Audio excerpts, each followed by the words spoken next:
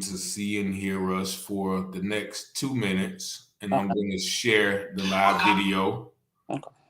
to your page, and I'm going to tag you so it'll be live on your page. Okay. And then I'm going to switch the microphone so the microphones will be ready for the show. Okay, so let me share this real quick.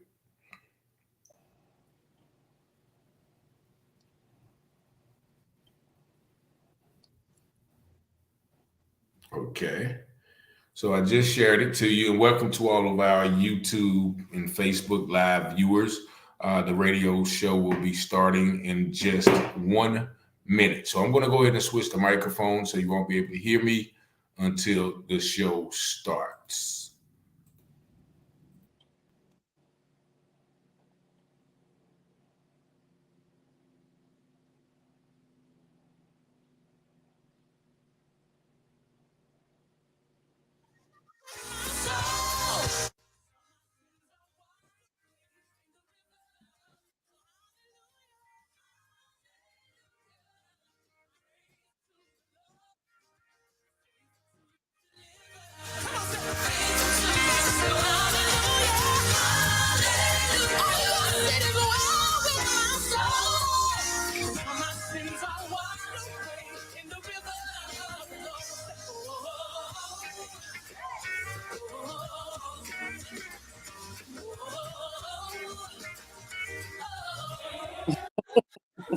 BISLP 1069, Winterville, Aden, Grifton, Southside, Greenville, North Carolina. I try to be a better man, but folks just don't understand. Try to do all I can to deal with this addiction in me. Lord, I want to change. I can't stay the same.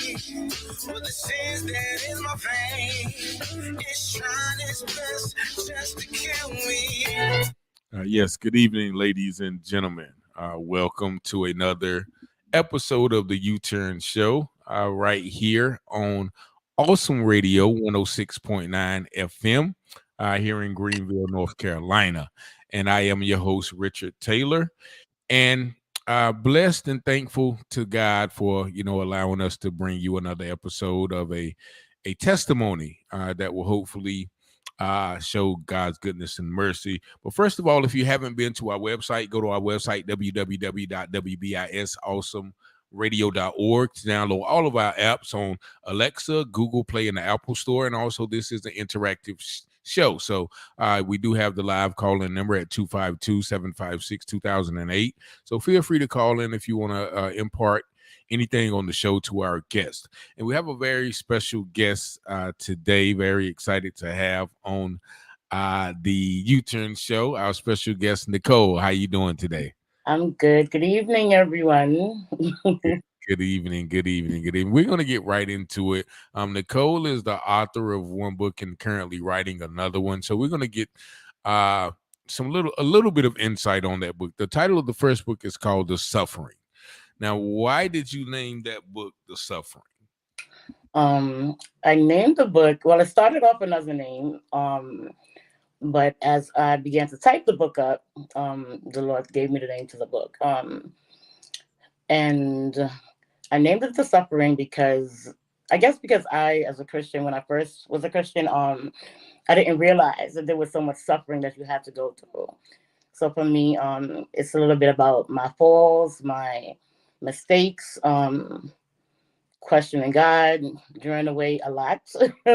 My falling, God's getting me back up, and just things prior to with deliverance. But it's a story of suffering that led to redemption at the end.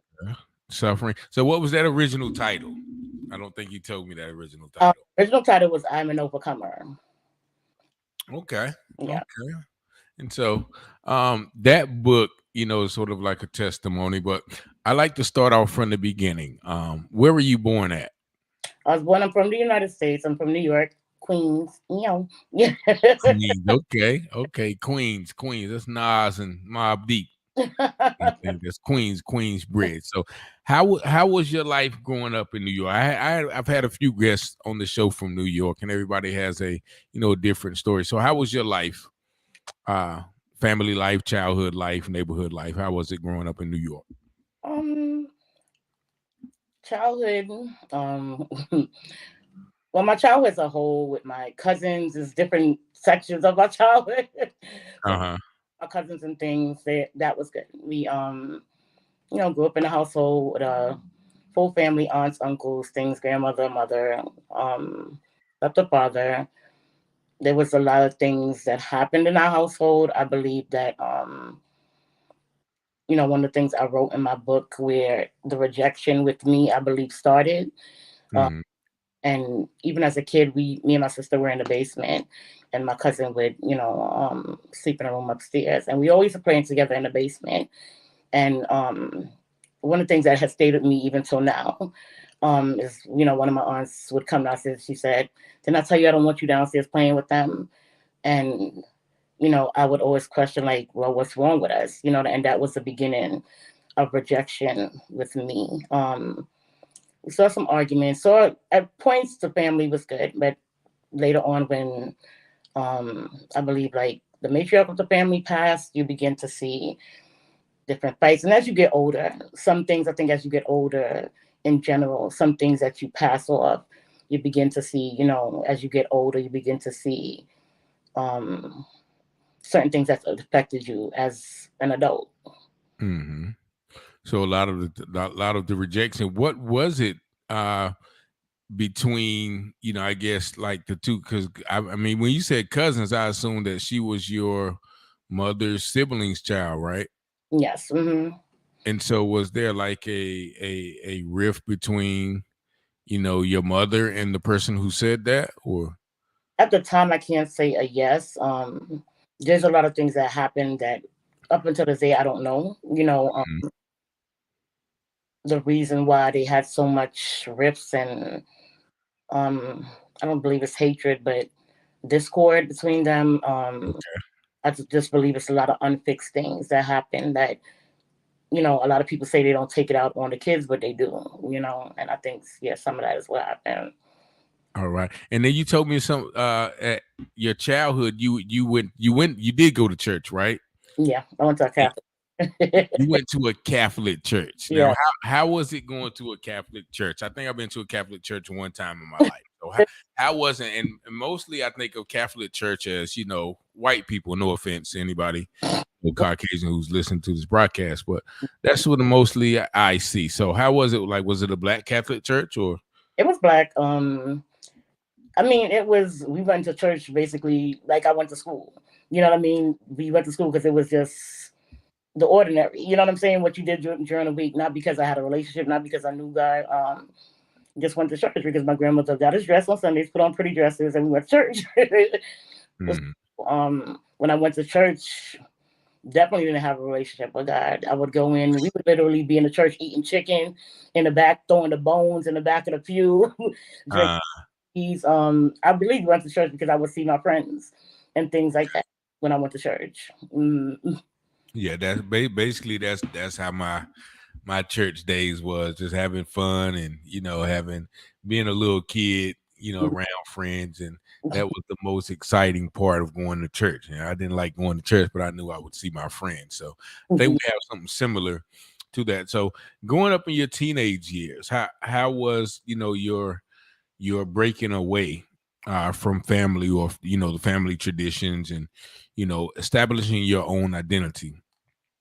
Um, I think when we were growing up, like I said, a lot of the arguments started to happen. We saw, you know, we saw a lot of fighting, a lot of arguments, and what we would do is to get out the house, we would on Fridays we would just go. First, it started off with us at a young age. We would be drinking. We would go and get some 40s from the store. We would walk down the street.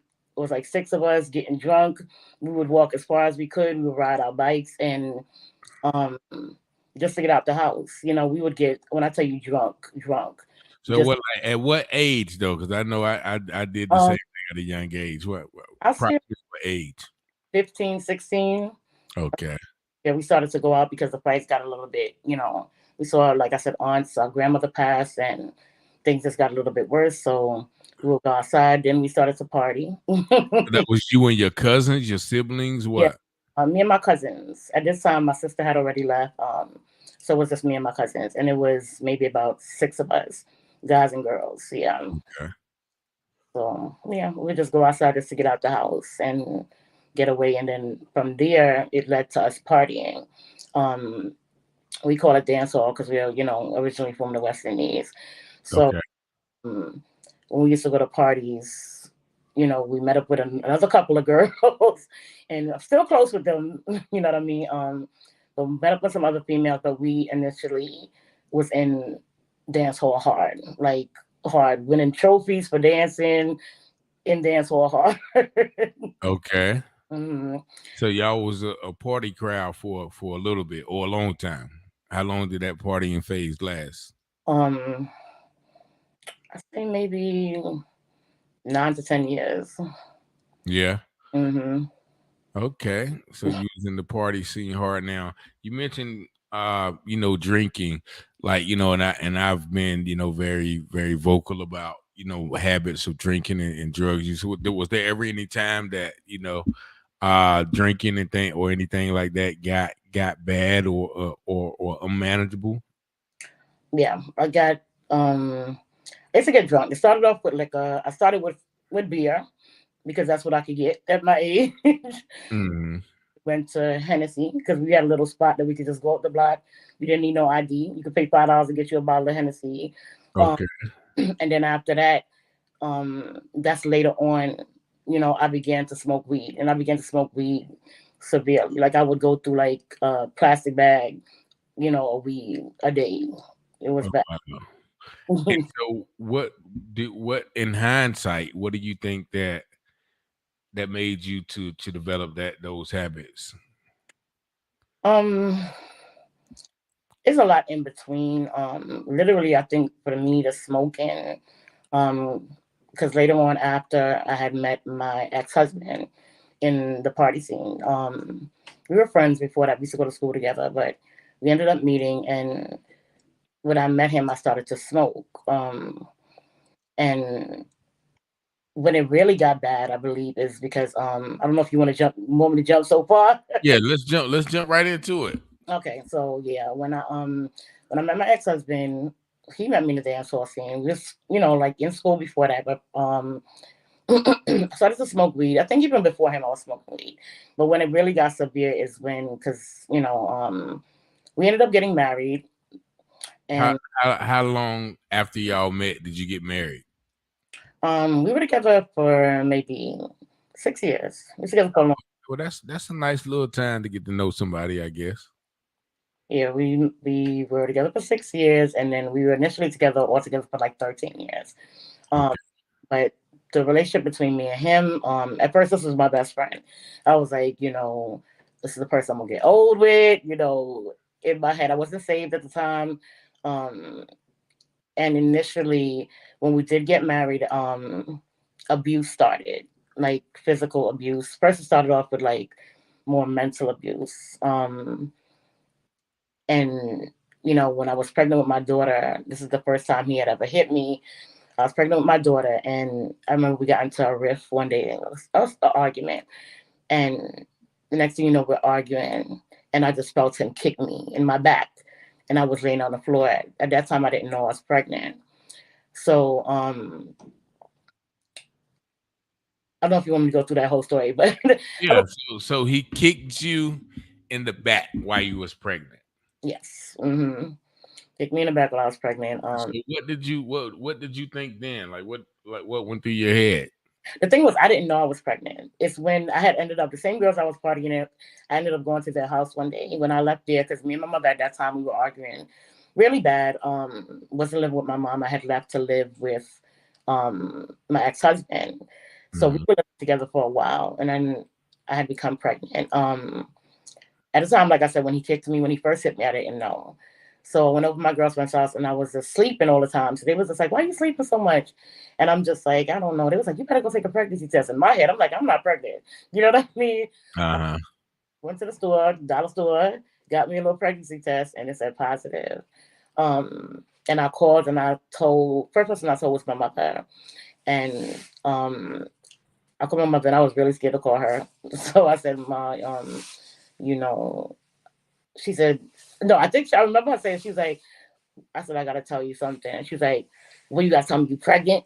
And I was like, yes. And she was just like,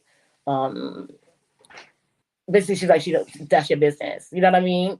And this was before you was married though, right? Before I was married. My daughter's before I was married. Yeah, she was like, well, that's your business.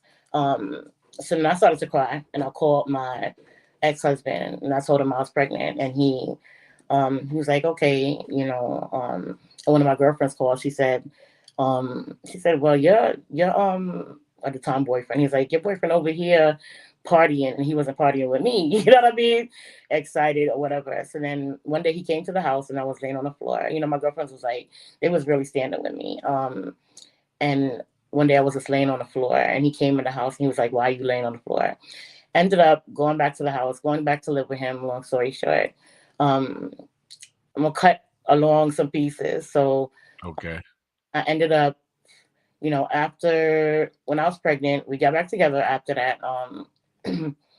He ended up moving to Virginia and we made a plan. We said we're gonna go move together to Virginia. When we moved to Virginia, I think my life began to get, this is where my life began to get out of control. After I had my daughter, when we moved to Virginia, there was a lot of cheating going on. He would deny it and I would be like, okay, whatever.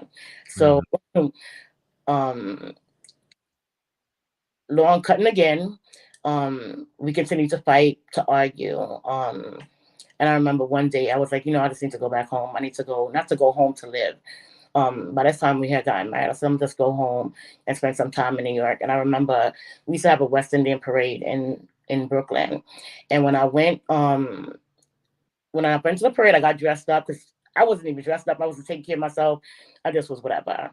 And my self-esteem had fallen from all the arguing and just all the fighting. And one of the things I do remember, before I get to that, I remember one day when I first had my daughter was crying and I was living in Virginia at the time and it was just me and him. And my ex-husband used to just go out every day. He would go out, come home from work, go out, go outside and drink with his friends. And I remember I was crying because I was going through postpartum depression. Uh-huh.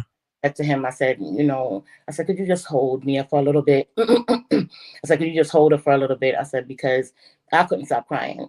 So he said, no. He went in the fridge, got a beer, and he said, no, you're not getting out of it that easy. And he closed the door and left me in the house with my daughter.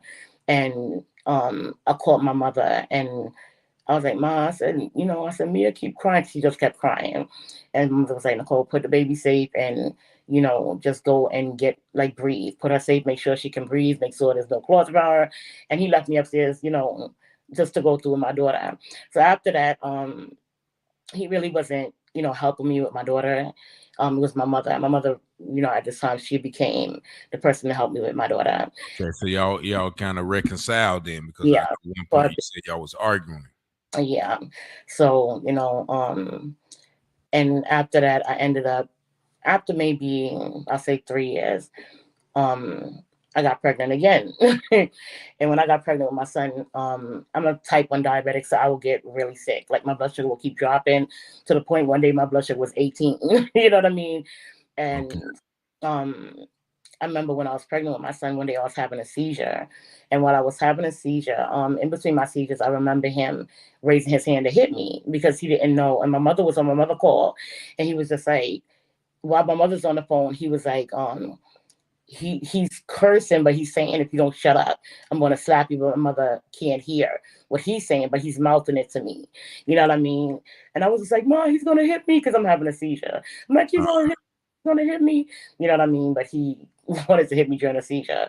So I remember I ended up moving. Mother said, Nicole, he said, he was calling her mom. He said, "Ma, I can't do this by myself." At this time we're married. He's like, I can't do this by myself. My mother was like, just send her and I'll help her through her pregnancy or whatever. So I went, before I went home, I noticed he started doing little things. He started cleaning up. That's things he don't do. He started cleaning up, fixing the house up. I'm just like, I said, "Why are you doing all this now?" He's just like, "No, I just want to get the house here." I said, "Okay." So I ended up leaving. I went to my mother for the duration of my son's pregnancy. And when I went to New York, I remember somebody called me one day and it was like, "Nikki," it was like, they said, they could, I'm not going to say his name, but they said, "Let's call him Felix for now." Okay. They was like, "Felix is doing something." It was one of his friends. They was like, "Felix is over here. But I'm not going to tell you the story. I'm going to let my girl tell you." So I said, "Okay." So she came on the phone. She was like, "Nikki, Felix has been cheating on you and he has a girl up in your house, whatever." So I'm like, okay. At this time I'm in the hospital because my blood sugars kept dropping to the point they had to put me. You had already had the baby, or had you? No, I didn't have him yet. I didn't have my son yet. So, finally he was cheating on me. And it's funny because prior to that, even at the time I wasn't saved, I would still have visions and I would have dreams. And I remember I had a vision of my house, but my house was flipped around and I saw my ex-husband in bed with another woman. And then one day me and my daughter was walking down the street and my daughter said, because she has a gift of prophecy on her life, and she turned around, she was like, "Mommy, he's with her again." And I was like, "With who?" And she just kept on skipping down the street like anything else. And I was like, "Girl, don't tell me who." So were y'all back in Virginia then, or were y'all still in New York? We were still in New York. Okay. So at this time, I said, "You know what?" Somebody told me who the girl was. I ended up calling the female one day. And I said, and I did this purposely because I didn't tell him I was coming back. And I said, "You know what? If he ends up finding out that I'm coming back, she has to be the one that told him." So I said, "Something going on." So he called, I called her, I packed my daughter up, and I literally, in my head, I went back to Virginia to kill her. I know people say it like, "Oh, I'm gonna kill her." I had plans, I killed the girl. Wait a minute. Hold that thought. We got to take a quick station break. We're gonna come right back. Okay. Here on awesomeradio.org. Stay with us. Okay. Here's a minute to inspire fresh hope in your busy day. Fear is the most common barrier to intimacy within our friendships. Fear of being vulnerable, fear of taking risks, fear of repeated rejection. So we hide from those whose friendship we desire. But never forget Psalm 34, verse 4. "I sought the Lord, and he answered me. He delivered me from all my fears." If you seek lasting friendships, if you have a need for closeness and intimacy, ask God to bring wise friends into your life. Ask for friends who will value the Lord. As you pray, begin reaching out and serving others by being a friend. This Hope Minute was brought to you by Hope for the Heart. To learn more, go to hopeminute.org.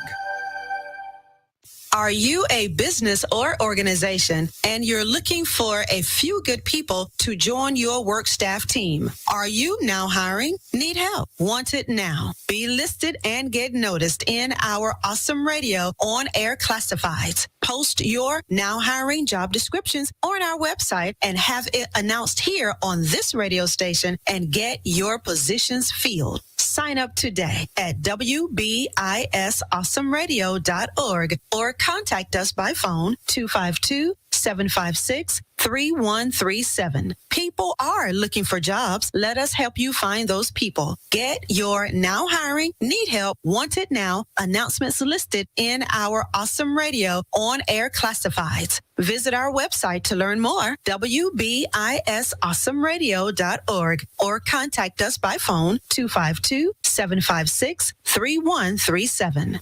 Lord, I hope this ain't too late for me to die up in these streets. Oh Lord, can you help me? And we are back here at the UTurn Show. I am your host, Richard Taylor, here on awesomeradio.org, 106.9 FM. Special guest Nicole telling her story of transformation. Now, when we left off, you said that you were leaving New York to come back and kill the woman. Why you gotta? I mean, just I think make sure I heard you right. You were leaving New York to come back and kill the woman that your husband was cheating on you with, correct? Yes. Initially, yes. Like it wasn't like I'm gonna kill her. Like I was coming back to kill her. Like I sat there, I thought about it, I was like, I'm gonna be like Tupac mother, you know what I'm saying? I'm gonna have my baby in jail. Yeah. So now did you know her? Did you know? I had spoken to her. I had spoken to her. But one thing with me, even though I wasn't a Christian, I knew when I saw something in my dreams, it would happen, or it happened. So I knew what happened. I knew the way he was acting, it happened. You know what I mean? And at this time, I didn't have the maturity in me to say that he was the person to initially be. You know what I mean? You know, I'm looking for the word. Basically be what's the word? Like he was the one supposed to have my back, not her. Okay. He was supposed to hold it back down, not her. I shouldn't have been mad at her. Oh yeah, you did. Yeah. He didn't owe you. She doesn't owe you no loyalty. Right. You know, he was supposed to be loyal to me. Yeah. You know? So, you know, that's something I look back and I regret. You know what I mean? Not to say I regret it because I think everything helped me to grow. You know what I mean? But yeah, so I initially came back. And when I tell you I was just saying it. I wasn't blowing no smoke. I was coming back to kill her. Okay. We call it a machete, but it's a cutlass. I had this literally said, I'm going to chop her in her neck and I'm going to kill her. You know what I mean? And there's no way that she was going to get me on the floor, nothing. I was just going to chop her and kill her. That was just, you know, I was there. So I went home. When I went home, when I walked into my house was a wreck. I had a dog. It was dog all over the floor, feces all over my floor. When you walked in the house back in Richmond? In Virginia, yeah. Who told you? Never know Richmond. Newport News, right? Was it Newport News? Okay. Shout out to Newport News. The house was filthy. So I took a spot and I just cleaned it. I put my daughter to lay down. I started to clean. I started to cook. Cleaned up the house. And when my ex-husband walked through the door and he knew I was going to be coming, he was like, I already knew you was coming. And I said, okay. But in my head, I still got some detective work to do. Okay. But what that got me was when I initially knew, is when I walked in my home, me and my daughter's things, because at this time my son wasn't even here yet. Me and my daughter's things were packed up, hidden away in a closet. And I walked into my bed. I saw my bed stained up with evidence. I saw another woman's jewelry all over my table. I saw a bra on my floor. It was nothing else. You know, something happened in my bed. And at the time we had a 1-bedroom. So it was me, my daughter, and him sharing that one room. So what a female, you know, into our home and slept with her continuously on our bed. So did you approach him right there about it? Did you inquire right then about it? I was soft about it because I still maybe some people be like, at this time, understand I was younger, you know what I mean? And I'm not the person I am today.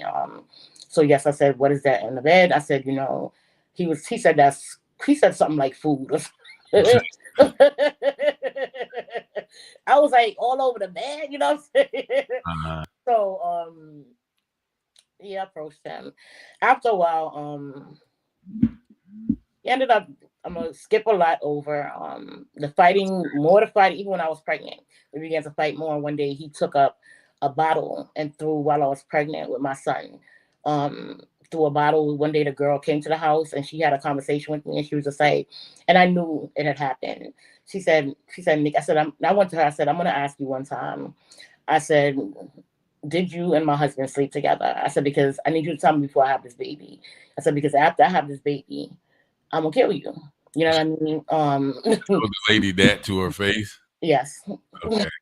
So She said, Nikki, she called me Nikki. She was like, Nikki, nobody knew. She said he was, Felix. I gotta keep remembering not to say his name. She's like, Felix was going around telling everybody that y'all was getting a divorce, that you guys weren't together, and you guys were separated.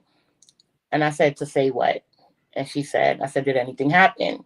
She continued to say no. One day it was Thanksgiving and I was cooking, and he invited her to the house while we were having Thanksgiving dinner. And I remember this young lady was bringing her friends over to see me, just to say hi, like, hey, this is my girlfriend, but they were actually coming over to see how I look. So I remember one day, I believe did I have my son? I had my son. And I remember the relationship between them. He would go over there, even when if this is my house, this is our house right across the street. He would go over there during holidays and basically still sleep with her. And your husband, when you're with your husband, when that area stops, you know what I mean? Uh-huh.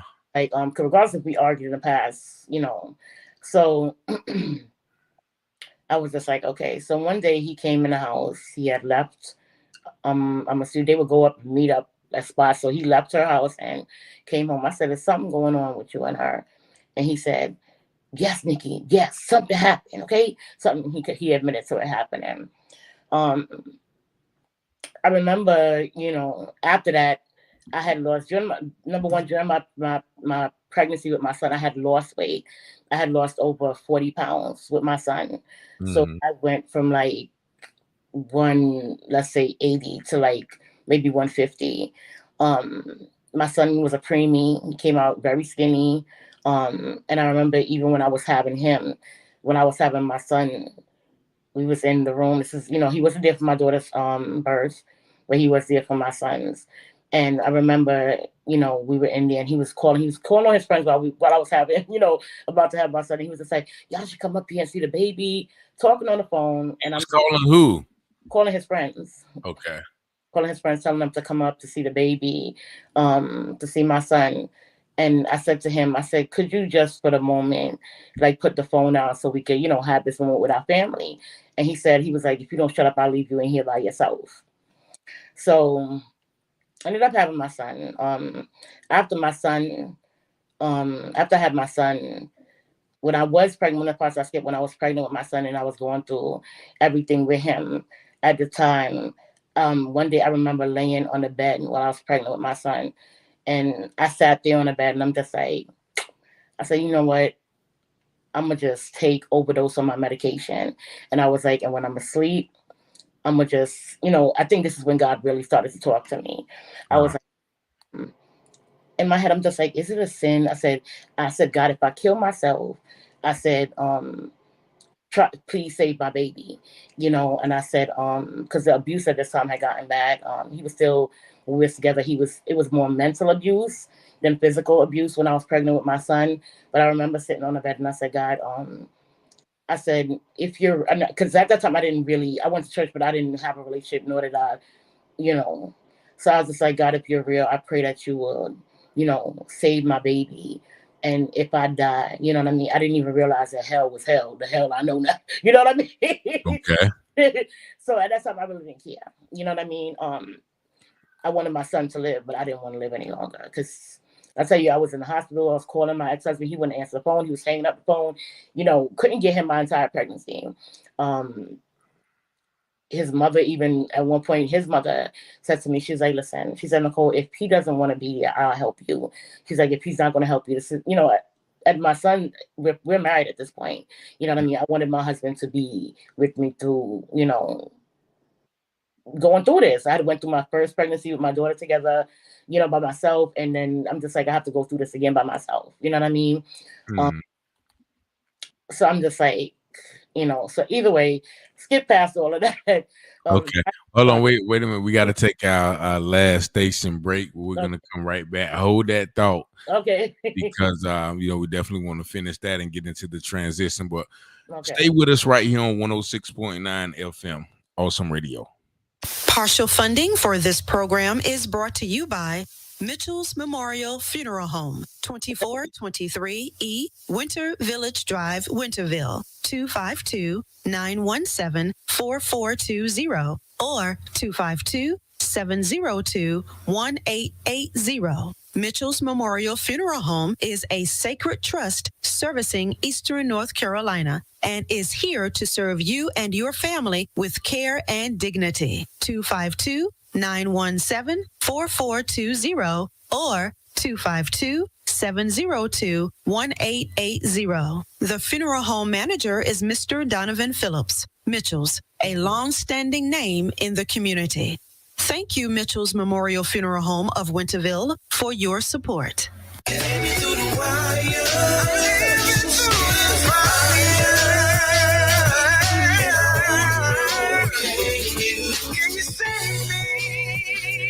And we are back at the UTurn Show for the last segment. This is Richard Taylor, host of the UTurn Show here on Awesome Radio 106.9 FM. My special guest, Nicole. Now, we were talking about the mental abuse during your pregnancy. So how did you, I mean, because you've been saying your ex-husband the whole while. So at what point did you say that this was enough, and how did that relationship finally dissolve? I didn't went into infidelity after, everything came out. I went into an adulterous relationship. And mentally, at one point, I'm gonna try to rush through. So at this point, I was married to my ex-husband, then went to this next relationship while I was married. And I remember this guy, he was going to take care of me and my kids, all of this, but I was cheated hard. And I remember one day I went home, and at this time, my ex-husband was still cheating, but I was cheating as well. And I remember Did he know that you were cheating, or did he suspect, or were you suspected? But I remember one day I was laying on the couch because we weren't even sleeping in the same bed at this time. And I was laying on the couch, and I remember all I heard, I'm laying in the couch, and I hear him saying, Nikki. So I was like, what? And then all I heard was pow, like a gunshot bullet go off. Until this day, all I knew was the bullet was in the ceiling. I don't know if the gun was pointed at me or at him. I didn't turn around. I didn't care. I was physically dead inside. I was numb. And I remember the other relationship started to get mentally abusive as well, because this guy wanted me to be with him, and he started getting possessive with me. And so I was just like basically being mentally abused on both sides. Remember one day I had a dream, and I was laying down. I remember I saw spirits trying to, like, demonic spirits trying to grab me, and I started feeling the spirit of death on me, heavy, like I felt like I was going to die. I remember we got into our last fight. I'm trying to cut a lot of we got into our last fight, and he was cheating on me again. I had left the other guy, and me and him had one last fight. And when we had this fight, he bit my finger open, and my blood started to spill on the floor. I remember my sister calling me, saying that she had a dream of me in a coffin. My other cousin called me, said he had a dream of me in a coffin. And at this time, I decided it was time to go. Got back to New York. When we was driving to New York, we ended up getting a car accident on the way. You were driving by yourself or with him? No, my cousin and my sister came to get me. Okay. And did he want to let you leave, or was it one of those situations where he gave you problems, or he didn't care? He didn't care. Okay. He at this point, he was already still cheating. He was cheating with multiple women at this time. So I think he just wanted to live his life, And we tried again, but I just want to kind of rush it along. We tried again, but going back to New York, ended up coming back to New York. We got in a car accident on the way back to New York with me and my cousin and my sisters and my kids in the car. And when the car initially flipped over, going to New York, there's always traffic. There was no traffic coming on the highway at this time. The car flipped. Everybody in the car had some type of broken arm, cut, something, except me and my two children. As we're entering, I saw the sign that says, "Welcome to New York." I began to feel a burden come off of me. I remember I came back to New York, came back to live with my mom. When I came back to live with my mom, I remember sitting on the bed one day. At this time, I started drinking again. I had in my head that, I'm just going to use men. I'm going to what I want out of them. I'm not going to have sex, but they're going to do what I want them to do. And that was my story. And then I remember one day sitting on the bed and I just got tired. I could never sleep. I was just on the bed laying down and I'm just like, I could not sleep at all. And I remember sitting on the bed and I said, okay, God, I said, I've heard about you. And this is the exact words I use. I said, I've heard about you. I've heard that you exist. I've heard that you help people. I was like, you know how I am. I said, if you don't help me, I'm going to die. I knew, when I tell you I felt death to the point I came back to New York on my life. I was like, if you don't help me, and if you don't help me in my life, and if you don't prove yourself to me that you're real, I said, I am going to die. And I said, I need you to send me somewhere that I'm going to stay and that's going to keep me. 2 months later, I remember my kids were going to a camp. Okay. I'm sorry, somebody was calling me. You fine. Yeah, my kids was going to a Christian camp, and I remember one day a lady got out the car, and I said, can I come to your church one day? And she was like, you want to come to church? And I said, yes. So when I went to the church, I walked into the church. I remember, at the time, my pastor, he just kept coming out, looking at me, coming out. And I was like, why does man keep looking at me? You know what I mean? And he just kept staring at me. So then he got up on the pulpit and he began to pray. And I was a little uncomfortable because I always been in the Catholic church. And I remember him saying, he didn't say no, he didn't know me. Nobody. I went by myself without my kids, nobody. And he was just like, I've seen what you've been through. You went from bad to worse. He was like, he just started to pray. And then he started to describe down to my house that I was living in. And I just fell on the floor and started crying. And he said, he came to me. And that's when when he saw me crying, he said, God told me if I began to say what he told me, that you would know it's you. And basically got saved. You got saved? Got saved. I didn't get saved that day, but I had a encounter with God. That's, the first time God has spoken to me. Ended up giving my life to God, was in the church. I began, started to preach, started to minister. I had the gift of prophecy in my life, got filled with the Holy Spirit, and still was struggling. Okay. Still was struggling with rejection, still was struggling. Things started to happen in New York that were familiar to the abuse. And I just, I began to look at God, and it was one day, I believe God said to me, the God you're preaching about, do you even know him? Oh, wow. So I sat out of ministry. I sat out of ministry prior to, because I was struggling in my faith. I literally, I just was like, when I tell you, prophecy was on point. Everything was on point. Okay. Discernment was on point, but no relationship with God. I knew why. I knew I had an encounter with God. I knew I was excited in the beginning because I was hearing God. Like I said, I wasn't so much into prophecy because I didn't know how heavy prophecy was at the time. But I just did it, and I realized that one of the things I was still struggling with rejection. I was still struggling with insecurity. I didn't know my worth. I didn't know who I was, because I didn't even know God at the time. And I'm gonna fast forward because I know I've talked a lot. Yeah, you fine. Um, So how did you finally get that relationship right with God? I messed up a lot, and I think this is the part, and this is what the suffering is all about.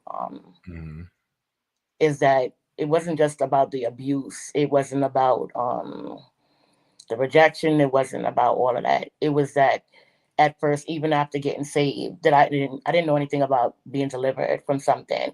So I was still walking around angry, still walking around bitter.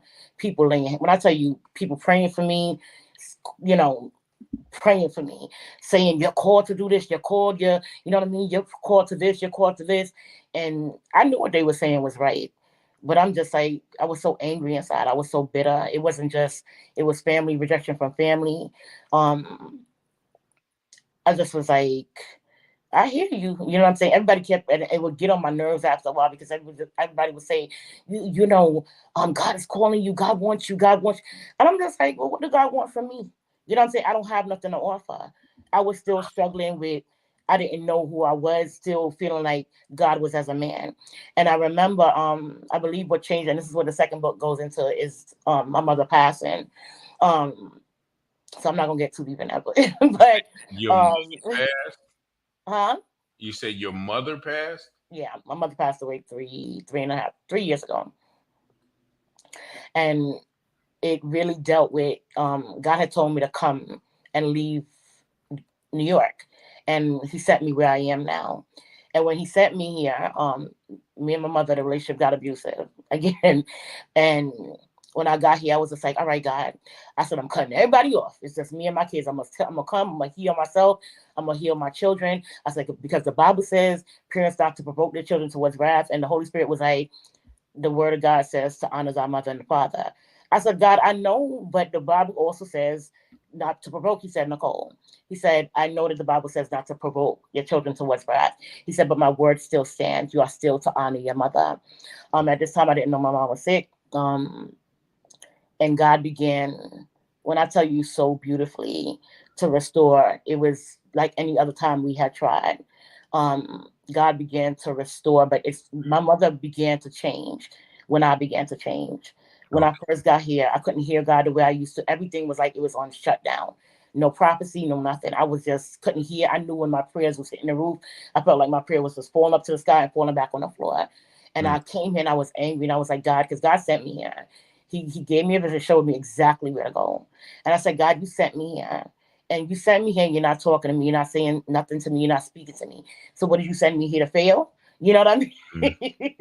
Yeah. And I remember when I first came here, everything came through immediately. But I didn't even know for years I was sick. I was bleeding, I was hemorrhaging in my body and didn't know. So when I first came here, I hadn't been to the doctor in a while. Went to the doctor, they told me I was hemorrhaging. I'd had hemorrhaging for years. And ended up going to the doctor. God had did some mighty things. Even when I lost my job, I got a check for just like $10,000. These are things I'm like, I know that person lying. You know what I'm saying? Before I'm like, he lying. God ain't saying no $10,000, but it happened to me. It happened to me. I remember a lady calling me and she was like, Nicole, I haven't seen you in church. Where are you? I told her what was going on. She said, okay, I'm gonna call you tomorrow. I was like, oh, I said, she ain't helping me. The next day, the lady paid my entire rent for me. And God began to show me that He is a provider. He began to show me that He is a healer. He began to, when I humbled myself, I remember one day I was sitting on the bed and I said, you know what, God said, I'm right where you left me. One day He said it to me. And I was like, and then I got mad again. I was like, but when did I leave you? You know what I'm saying? I was like, I've been talking to you. You're not answering me. Where are you? And He said, I'm right where you left me, Nicole. So I sat there for 2 days and I'm like, where did I leave God? And he put little things in my head, but He wanted me to, you know what I mean? And He was like, remember, you used to get up in the morning and pray with me and talk to me. So I remember laying on the bed and I said, okay, 12 o'clock came. I was like, all right, I'm reading my Bible, praying. And I made a plan that I was going to get up at 5 o'clock. It has to be like 3 o'clock. I said, I'm going to get up and meet you at God at 5. I said, you said you're there where I met you. I'm getting up. I said, make sure you meet me there. And I remember it was 4:45. And I was sitting there praying. I started to get tired. I said, all right, I'm going to go to sleep. I'm tired. And I said to myself, I said, no. I told God I'm going to meet Him at 5 and I'm staying up till 5. Immediately, I heard God say, that's all I wanted from you. Yeah. I wanted you just to make a sacrifice for me. And I think, when you read the book, you'll understand more of my story. I kind of chopped up bits and pieces. Okay. But I believe, coming into Christianity, I thought it was going to be easy. I thought everything was going to be okay. I was like, my life going to get better from here. And I thought that, one of the things I said to God when I first even when I wasn't a Christian, I said, God, if I'm gonna ever be a Christian, I said, I want to be different and I want to be set apart from everybody. I don't want to be like what I see of the church. Um, and we believe that everybody's story um, is written the same. I don't think a lot of people tell their falls and tell, well, I messed up, and tell, well, I was still fornicating, and tell I tell it because I'm not there no more. And I tell it because God has delivered me from that. You know what I'm saying? And I tell it because I have no shame, and I believe that others are going through this as well, that they're struggling in their faith. And I believe the church has gotten to a place where you can't really confide in people because they judge you. But this was part of my walk. And God, even as not perfect now, I'm not doing other stuff I was doing, but you know what I'm saying? Yeah. For right now it's with me getting my voice again, because for a while I was always told to shut up and not speak, and my voice has been silenced for so long that I no longer wanted to speak. So my struggle now is for me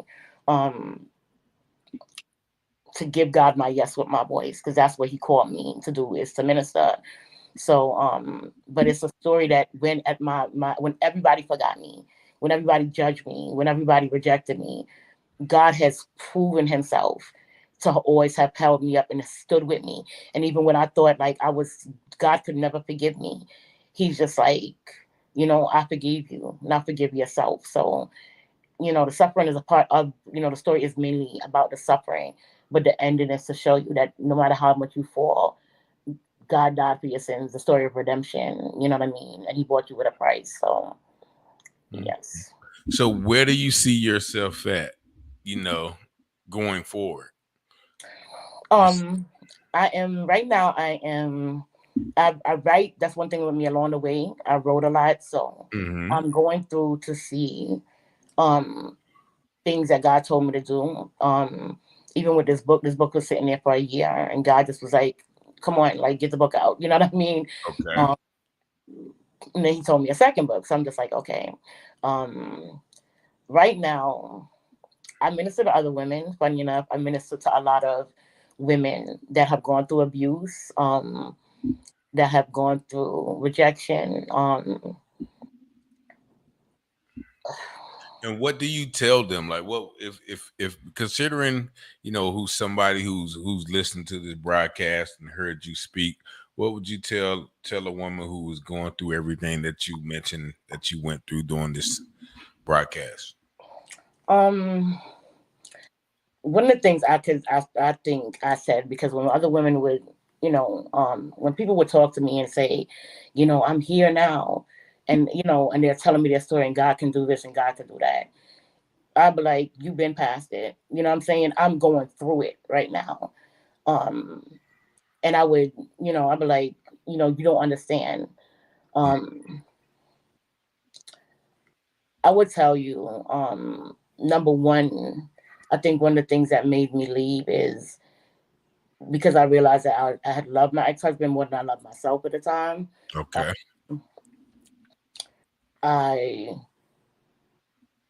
It took a long time. It's a process. And when you've been in a place of abuse and rejection and things like that, you have to realize that it's there. This does a lot of emotional damage on you.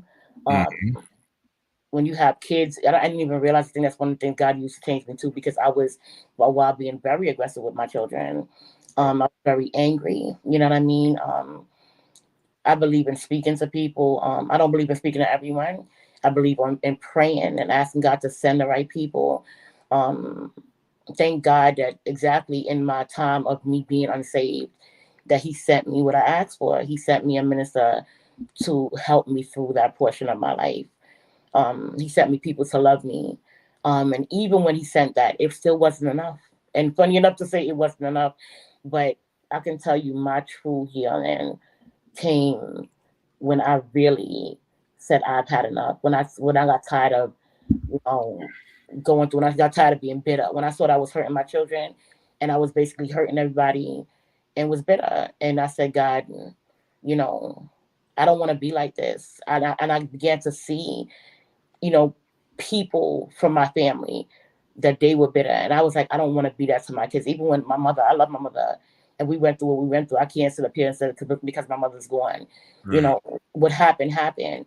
And I love her. I never dishonor her. But there was a part in the relationship where I didn't feel like my mom loved me.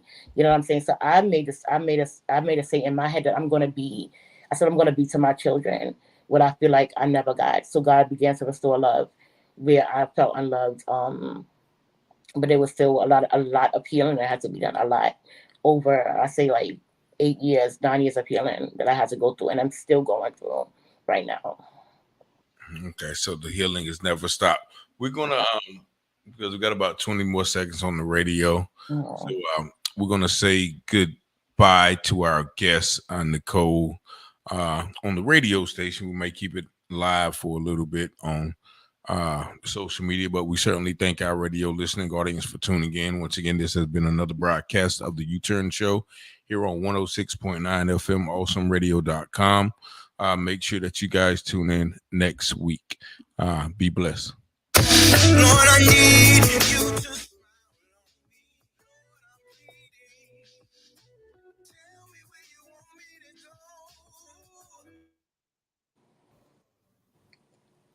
Can you hear me? I can hear you down, yeah. Oh, okay. So you say, so you are still going, through. You still are growing through everything that you have went through. You're still learning how to grow and be healed. I think I'm healed from a lot. I think I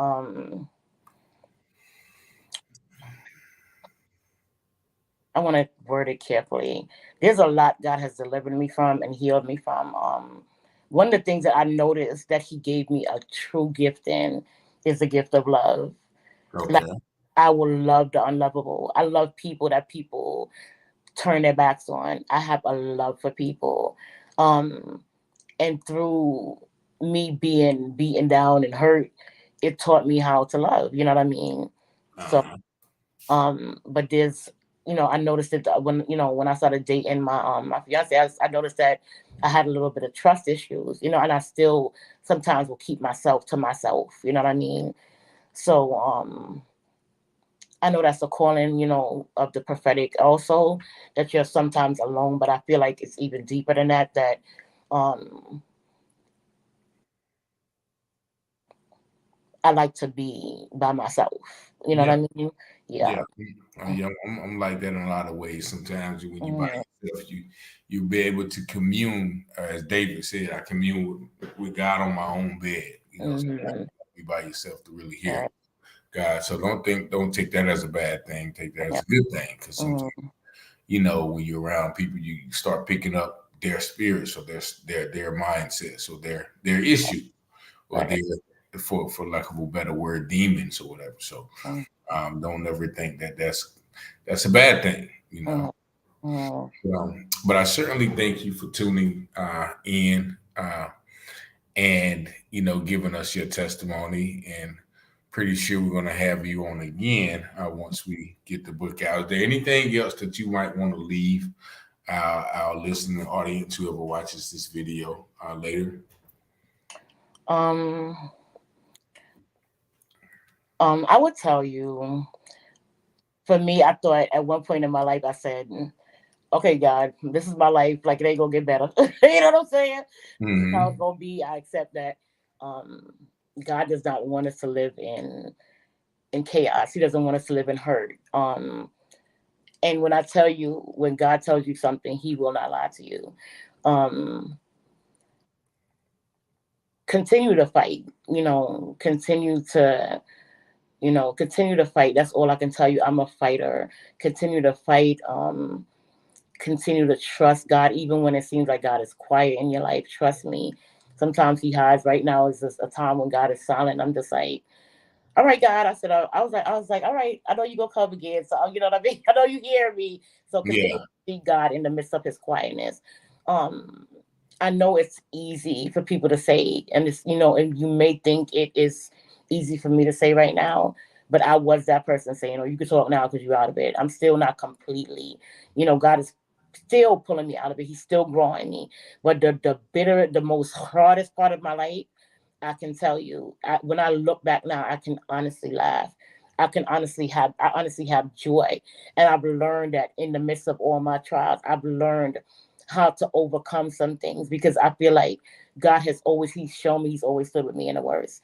So I would tell you just to trust me, trust God. And when you're going through, you're gonna laugh again. You're going to laugh again. Because when I tell you, I can look back now and some of the things, it's to the point now I can pray with my ex-husband. I can, I can pray. I prayed with my mom. I saw God save my mom on her, confirm to me that he saved my mom's life on her deathbed. God is faithful. So yes, that's what I will leave to you. God is faithful. God is faithful.